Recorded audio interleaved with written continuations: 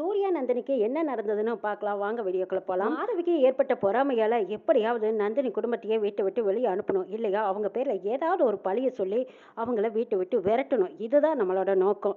இந்த நோக்கத்துல இருந்து நம்ம பின் வாங்கக்கூடாது. இந்த தீபாவளியை கொண்டாடவே கூடாது. இதுதான் அவங்களுக்கு முதலும் கடைசியுமா இருக்கணும். சூர்யா அவங்க குடும்பத்தையே எல்லாத்தையும் தலை மேல தூக்கி வச்சுக்கிட்டு கொண்டாடுறான். இதையெல்லாம் நம்மளுக்கு பார்க்கும்போது ரொம்பவே கேவலமா அசிங்கமா இருக்கு. வீட்டு வேலைக்காரியா இருந்த நந்தினி இன்னைக்கு அவள் புது புடவை கட்டிக்கிட்டு பட்டாசு வெடிச்சுக்கிட்டு பலகாரம் செஞ்சுக்கிட்டு நம்ம வீட்டில் வீட்டில் உட்காந்துக்கிட்டு அவங்க அப்பா பாட்டி தங்கச்சி இப்படி எல்லாத்தையும் கூட்டிகிட்டு வந்து டைனிங் டேபிளில் உட்காந்து பல வகையாக சாப்பிட்டுட்டு இருக்கா.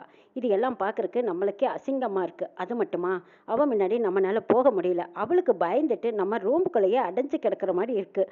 இதெல்லாம் என்னன்னு சொல்கிறது, எங்கே போய் சொல்கிறது? எல்லாத்துக்கும் காரணம் இந்த சூர்யா. சூர்யா தான் இடம் கொடுத்தா இந்த நந்தினிக்கு அறிவு எங்கே போச்சு? ஏன் இப்படி பண்ணிட்டு இருக்கா? நம்ம முன்னாடி இவளுக்கு ஒரு பயம் வேண்டாமா? நம்மளை கண்டு பயப்படாமல் இருக்கா. வேலைக்காரியா இருந்த நம்ம முதலாளி அம்மா முன்னாடி இப்படியெல்லாம் இருக்கிறது தப்புன்னு அவளுக்கு தெரியல. ஆனால் அப்படி தெரிய வைக்கணும். நம்மளுக்கு முன்னாடி அவள் தீபாவளி கொண்டாடினா அதுக்கு பெரிய ஆபத்து வேணா இருக்குன்னு அவள் தெரிஞ்சுக்கணுமா? அதுக்காக நான் ஒரு பெரிய திட்டமே போட்டிருக்கேங்கிறாங்க மாதவி. இது கேட்ட சுந்தரவல்லி, அப்படியா சொல்கிற? நீ என்ன திட்டம் போட்டிருக்கேங்கிறாங்க. அம்மா, அதை நான் இப்போ சொல்ல விரும்பலை. செய்கை முடியட்டும், அதுக்கப்புறமா என்ன நடக்க போகுதுன்னு மட்டும் பாருங்கங்கிறாங்க. சரிடி, நீ என்ன செஞ்சாலும் அதில் எனக்கு சம்மதங்கிறாங்க சுந்தரவல்லி.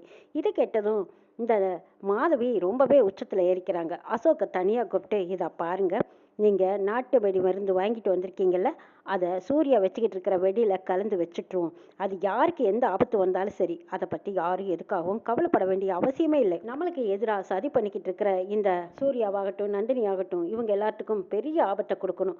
அந்த ஆபத்திலிருந்து அவங்க சிக்கி சீரழியணும், சின்னாவண்ணப்படணும். அப்படி சிதறி போனதுக்கு அப்புறம் தான் அவங்களுக்கே புத்தி வரணும். இவங்களை எதிர்த்துக்கிட்டு நாம இப்படி செஞ்சதுனால தான் நம்மளுக்கு இவ்வளோ பெரிய தண்டனை கிடைச்சிருச்சுன்னு அவங்களே வருத்தப்பட்டு ஓரமாக உட்காரணும். அப்படிதாங்க நடக்கணும். அப்படி நடந்தால் மட்டும்தான் இந்த நந்தினி சூர்யா எல்லாருமே திருந்துவாங்க. ஆனால் இதுக்கு நம்ம தான் காரணம்னு யாருக்கும் தெரியாமல் நாம தெரியாமல் ஒரு வேலையை பார்க்கணுங்கிறாங்க. அப்படியா மாதவி சொல்கிறேன், நீ என்ன செய்ய போறேன்னு அசோக் கேட்குறாரு. நான் செய்யறது என்னங்கிறத நீங்களே வேடிக்கை பாருங்கன்னு சொல்லிட்டு மாதவி யாருக்கும் தெரியாமல் அங்கே பட்டாசு வெடிச்சிட்டு இருக்கிற பக்கம் ஒரு தீக்கச்சியை உரைச்சி போட்டுட்டு தெரியாதனமாக ஓடி வந்துடுறாங்க. அங்கே பட்டாசு படன்னு அப்படியே வெடிச்சு புகைய மாயமாக போய்கிட்டு இருக்குது. சூர்யா போகக்குள்ளே சிக்கிக்கிறாரு. அப்படியே மூச்சு திணற அப்படி சூர்யா போய் விழுந்துடுறாரு. கை காலெல்லாம் அடிபட்டு தீக்காயம் பட்டு மூச்சு விடவே திணறிக்கிட்டு இருக்காரு. அந்த நேரம் பார்த்ததும் எல்லாரும் சூர்யா இப்படி கிடக்கிறத பார்த்து பதறி அடிச்சு ஓடி வந்து சூர்யாவை தூக்கிட்டு ஹாஸ்பிட்டல் போயிடுறாங்க. அங்கே என்ன நடந்தது ஏது நடந்ததுன்னு யாருக்கும் புரியல. பட்டாசு வெடிச்சு இப்படி ஆகிப்போச்சேன்னு எல்லாரும் பதறிக்கிட்டு இருக்காங்க. ஆனால் மாதவியும் அசோக்கும் இப்படி ஒரு தந்திரமான வேலையை பார்த்தது யாருக்குமே தெரியல. ஆனால் நந்தினி கண்டுபிடிச்சிட்டாங்க. அமைதியாக இருந்த நந்தினியை மாதவி தான் சீண்டி விடுறாங்க. அங்கே சுந்தரவல்லியும் சூர்யாவை பார்க்குறக்காக ஹாஸ்பிட்டலுக்கு வந்திருக்காங்க. இங்கே டாக்டர் ட்ரீட்மெண்ட் முடிச்சுட்டு வெளியில் வராங்க. அருணாச்சலம் பதறிக்கிட்டு போய், என் பையனுக்கு எப்படி இருக்குது டாக்டருங்கிறாங்க. என்னங்க செய்யறது, கை காலெல்லாம் ரொம்பவே தீக்காயம் பட்டிருக்கு, நுரையீரலில் புகை ஏறி இருக்கு, ரொம்ப கிரிட்டிக்கலான நிலைமை தான், இருந்தாலும் ட்ரீட்மெண்ட் எடுத்து பார்க்கலாம் அப்படின்னு சொல்கிறாங்க. இதை கேட்டது நந்தினி அழுக ஆரம்பிக்கிறாங்க. இந்த பக்கம் அசோக் மாதவி ரெண்டு பேரும் தனியாக போய் பேசிகிட்டு இருக்காங்க. என்னங்க இது, நம்ம தெரியாதனமாக செஞ்சது இப்போ சூர்யாவை பாதிச்சிருச்சு. சரி, இப்போ நடந்து போச்சு, இதுக்கு யார் காரணம்னு நம்ம எப்படியாவது பழிய தூக்கி அந்த நந்தினியோட அப்பா பேரில் போட்டுடலாங்கிறாங்க. ஆமாம் மாதவி, அதுதான் சரி. இப்போ போய் நான் தான் செஞ்சேன்னு நீ இது மாட்டிக்காத அப்படின்னு அசோக் மாதவி ரெண்டு பேரும் எச்சரிக்கையாக போய் நந்தினியை திட்ட ஆரம்பிக்கிறாங்க. ஏண்டி, எல்லாத்துக்கும் காரணம் உங்கள் அப்பன் தானே, உங்கள் அப்பன் தான் தீக்குச்சி உரைச்சி போட்டதை நான் என் கண்ணார பார்த்தேங்கிறாங்க மாதவி. மாதவி சொன்னதை கேட்டதும் நந்தினிக்கு கோவம் வருது. அருணாச்சலம் சுந்தரவல்லி எல்லாருமே இருக்கும்போது அநியாயமாக போய் பேசுகிறா பாருன்னு நந்தினி மாதவியை போய் பலாருன்னு அரைகிறாங்க. அடி வாங்கின மாதவி, என்ன ஏண்டி அடிக்கிற, உங்க அப்பா செஞ்ச தப்புக்கு என்னை அடிக்கிறியா அப்படின்னு மாதவி எதிர்த்து கேட்குறாங்க. ஆமா, தப்பு செஞ்சவங்களை தானே அடிக்க முடியும். தீக்குச்சியை கொளுத்தி கொண்டு வந்து போட்டதை என் கண்ணால பார்த்த. சூர்யா சாருக்கு இப்படி ஆயிடுச்சுங்கிற கவலை இல்லை உனக்கு. நீ தான் அந்த தப்பை செஞ்சேங்கிறது எனக்கு நல்லா தெரியும். என் கண்ணால் நான் பார்த்தேன். அந்த குற்ற உணர்ச்சி ஒரு துளி கூட உன்கிட்ட இல்லை. ஆனால் அநியாயமாக திருட்டு பழியும் எங்கள் அப்பா பேரில் இப்படி ஒரு பழியை சொல்ல உனக்கு எப்படி மனசு வந்தது? அநியாயமாக தானே நீ பொய் சொல்கிற. எங்கள் அப்பா இப்படி ஒரு தப்பை பண்ணலை. நான் கண்ணால் பார்த்துட்டு இருந்தேன். எங்கள் அப்பா தீப்பெட்டியை எடுத்து கொண்டு வந்து பக்கத்தில் தான் நின்னாரே தவிர தீக்குச்சி உரைச்சி போடல. நீ தீக்குச்சியோ உரைச்சி வீசிட்டு அங்கேருந்து தப்பிச்சு போயிட்ட. அதுக்குள்ளே இப்படி ஒரு விபரீதம் நடந்ததோ, அங்கே என்ன நடந்ததோ ஏது நடந்ததோன்னு எல்லாரும் புரியாமல் தட்டு தடுமாறி தவிச்சோமே தவிர நீ எதையுமே கண்டுக்காத மாதிரி போயிட்ட. ஆனால் சூர்யா சார் இப்போ இந்த நிலைமைக்கு இருக்காருன்னா அதுக்கு காரணம் நீ தான். நீதான்ங்கிறது எனக்கு நல்லா தெரியும். சூர்யா சாருக்கு மட்டும் ஏதாவது நடந்துருச்சு, நான் உன்னைய சும்மாவே விட மாட்டேன். இப்ப அடிச்ச அடி நீ சொன்ன பழிக்குத்தான். ஆனா அவருக்கு ஏதாவது ஒண்ணு நடந்தது, நான் யாருங்கிறத உனக்கு காட்ட வேண்டியதா இருக்குன்னு நந்தினி சொல்லி மிரட்டுறாங்க. இது எல்லாம் பார்த்துக்கிட்டு இருந்த சுந்தரவல்லி நந்தினி கிட்ட வந்து, என்னடி நினைச்சிட்டு இருக்க? என் வீட்டு வேலைக்காரி நீ.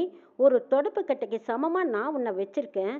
கூட்டி குப்பையா தூக்கி போட வேண்டிய உன்னை நீ இந்த இடத்துல இருந்துக்கிட்டு ஏன் பொண்ணையே ஏன் கண்ணு முன்னாடி அடிக்கிறியான்னு சுந்தரவல்லி நந்தினி அடிக்க போறாங்க. அதுக்கு நந்தினி சொல்றாங்க, இதை பாருங்கம்மா, உங்க பொண்ணுக்காக நீங்க பறிஞ்சு பேசுனதெல்லாம் போதும். அவங்க செஞ்ச காரியத்தால தான் இன்னைக்கு சூர்யா சார் இந்த நிலைமையில இருக்காரு. நீங்க என்னைய குப்பையா நினைச்சாலும் சரி, தொடப்ப கட்டையா நினைச்சாலும் சரி, ஆனா சூர்யா சார் என் புருஷன். அவர் என்னை தொட்டு தாலி கட்டுன என் புருஷன். என் புருஷனுக்கு மட்டும் ஏதாவது ஒன்று நடந்துருச்சு, நான் யாரையும் சும்மா விட மாட்டேன்னு சொல்லி நந்தினி சுந்தரவல்லியவே மிரட்டிக்கிட்டு இருக்காங்க. இந்த இடத்துக்கு சுந்தரவல்லி, ச்சே, இவளையெல்லாம் வைக்க வேண்டிய இடத்துல வைக்காம இந்த இடத்துல கொண்டு வந்து வச்சிருக்கோம் பாரு, எல்லாம் என்ன சொல்லணும்? ஏங்க நீங்களும் தானே வேடிக்கை பார்த்துக்கிட்டு இருக்கீங்க. இவளோட பேச்சு, ஆட்டம், திமிரு எல்லாம் வேடிக்கை பார்த்துக்கிட்டு தானே இருக்கீங்க. இவ இன்னைக்கு நம்ம பொண்ணையே நம்ம முன்னாடியே கை வச்சுட்டா பார்த்தீங்களாங்கிறாங்க சுந்தரவல்லி. அப்போ அருணாச்சலம் வந்து சொல்றாங்க, சுந்தரவல்லி, மாதவி செஞ்சது தப்புன்னு உனக்கு தெரியவே இல்லையாங்கிறாங்க அருணாச்சலம். என் பொண்ணு என்ன வேணாலும் செஞ்சுருக்கட்டும், ஆனால் இவ குப்பையில் கிடக்கிற இவ வந்து ஏன் கண்ணு முன்னாடி என் பொண்ணு அடிக்கிறதா? அதை நான் பொறுத்துக்க மாட்டேங்கிறாங்க. இன்னைக்கு சூர்யா உயிருக்கு போராடிக்கிட்டு இருக்கிற நிலைமையில இருக்கும்போது கூட இப்போ கூட உன் பொண்ணைத்தான் நீ தூக்கி வச்சு பேசுவியா? உன்னோட பொண்ணும் மாப்பிள்ளையும் தானே இப்படி ஒரு கேவலமான காரியத்தை பண்ணியிருக்காங்கன்னு அருணாச்சலம் சொல்லும்போது, அப்போ சுந்தரவல்லி மாதவியை கேட்குறாங்க. மாதவி இல்லம்மா அப்படின்னு சமாளிச்சிட்டு இருக்காங்க. சமாளிக்காதடி, ஏங்க எனக்கு எல்லாம் தெரியுங்கிறாங்க. வீட்டுக்கு வாடி பேசிக்கிறேன்னு சொல்லி சுந்தரவல்லி மாதவியை இழுத்துக்கிட்டு போயிடுறாங்க. இங்க நந்தினி அருணாச்சலத்துக்கிட்ட, ஐயா நான் வேணா இருந்து பார்த்துக்கிறேன், நீங்க வீட்டுக்கு போங்கிறாங்க. இல்லம்மா நந்தினி, சூர்யா கண்ணு முழிக்கிற வரைக்கும் நான் பக்கத்திலே இருந்து பார்த்துக்கிறேன், நீ வீட்டுக்கு போங்கிறாங்க.